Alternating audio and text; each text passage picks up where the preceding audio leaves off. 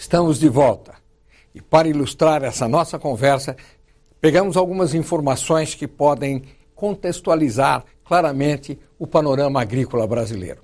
Dr. Sidney, nós temos aqui um financiamento da agricultura empresarial, seus valores. Durante os anos 2003 e 2004, a safra, até a safra 2010 e 2011, e observamos um grande crescimento. Como o senhor explica esse crescimento? Na verdade, o que temos aqui, é o crescimento do crédito oficial. Se olharem bem, o crescimento multiplicou quase por 4 esses valores. Agora, é muito importante afirmar que isto cobre apenas 1/3 da safra, de grãos e fibras principalmente. O que significa que o agricultor coloca os outros 2/3. E esses 2/3 vêm principalmente de títulos financeiros, das vendas antecipadas e de recursos próprios. Então, o que o agricultor faz, na verdade, é recorrer ao banco apenas de 1/3 das suas necessidades totais de financiamento da sua safra agrícola, recorrendo, então, a recursos próprios ou a algum financiamento junto ao sistema privado. Na verdade, é importante essa mudança desde a modernização da agricultura brasileira. O agricultor, nos anos 70, ele plantava para vender. Hoje ele vende para plantar. Ele faz venda antecipada, CPR, CDCA, os vários títulos financeiros. E ele faz essa troca ao adquirir o fertilizante, adquirir a semente e para operar a sua produção. Que título é esse que ele desconta? É um título financeiro, por exemplo, Cédula do Produto Rural, que foi criada em 95. Essa aqui ela virou financeira em 2000. Ela permite, através desse instrumento, que o agricultor troque isto por insumos ou venda para alguma agroindústria. Depois, em 2004, surgiu a nova safra de títulos, que é o CDCA, o CRCA, vários instrumentos novos, que também têm a mesma finalidade. Acaba tendo participação do banco, mas no redesconto desses títulos.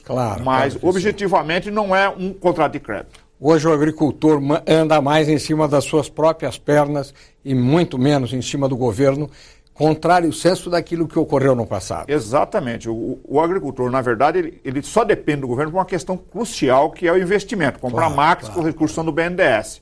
Os demais recursos são todos, principalmente do custeio da safra, são privados.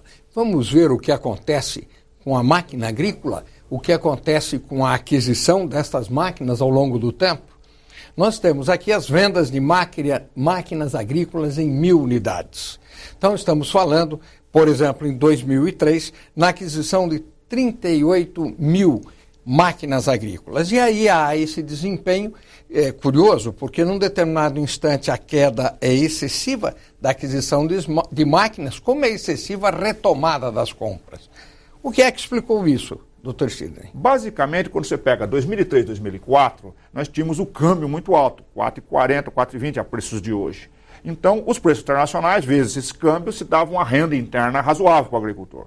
Em 2004, maio de 2004, foi quando o câmbio começou a cair, hoje está em 70. E aí, os dois primeiros anos, 2005 e 2006, os preços internacionais ainda não tinham se recuperado e o câmbio ruim deu uma certa freada nesse processo. Daí, o preço internacional começou a disparar. Por exemplo, tivemos a quebra de safra de açúcar da Índia, que deu aquele push para a questão do câmbio de açúcar. A China entrou pesado comprando soja no mercado, o preço da soja cresceu, o próprio preço do café cresceu recentemente, que deu esse salto, apesar do câmbio desfavorável. Quer dizer, os preços cresceram mais rapidamente do que o câmbio caiu. Embora o câmbio tenha caído, a proporção em que os preços subiram foi superior e mais que compensou a queda do câmbio. Exatamente. Os preços internacionais, eles cresceram tanto que a nossa queda do câmbio foi amenizada, vamos dizer assim. Claro. Isso significa, portanto, que o agricultor teve esse estímulo para fazer investimentos e, naturalmente, expandiu a nossa cultura de uma maneira muito grande nesses últimos períodos, não é verdade? É interessante a ideia de super safra, por exemplo.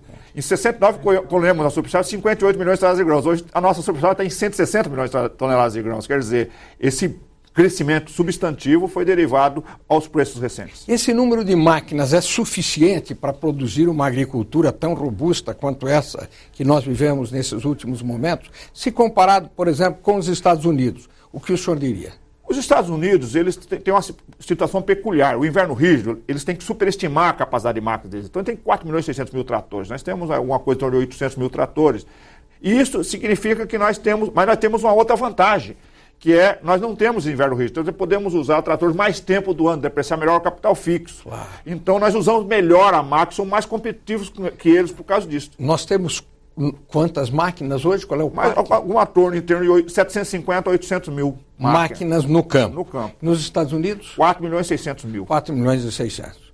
E a explicação se deriva do fato de que o nosso clima permite o uso da máquina por um tempo maior, uma depreciação, portanto, mais razoável, menor. Isso também repercute na produtividade e repercute muito claramente nos preços, não? E nós construímos uma indústria de autopeça, de máquinas e de implementos fantástica, né? Porque, o senhor sabe, o grande problema para fazer a mecanização da agricultura tropical é o mancal, que aqui é muito mais corrosivo, o nosso solo é mais corrosivo, dado ser clima quente. Lá a situação é menor. E nós conseguimos essa evolução e temos indústrias de máquinas muito importantes. Quer dizer, nós temos também no Brasil uma indústria de máquina bastante forte, bastante tecnologicamente avançada e com qualidade muito boa.